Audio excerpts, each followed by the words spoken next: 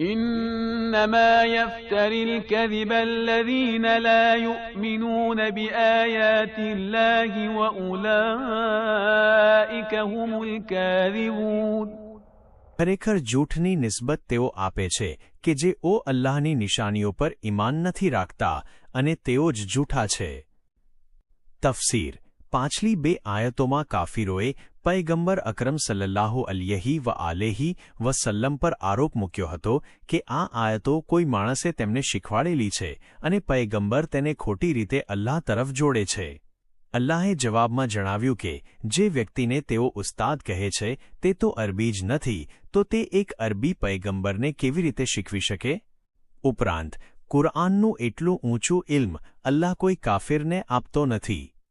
અને આ આયતમાં અલ્લાહ સ્પષ્ટ કરે છે કે પયગંબર એવા માણસ નથી કે બીજાની વાતોને અલ્લાહ તરફ ખોટી રીતે જોડે.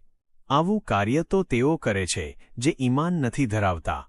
કુરાન કહે છે કે જો કોઈ અલ્લાહ તરફ ખોટી વાત જોડે તો અલ્લાહ તેની જીવનની નસ કાપી નાખે છે.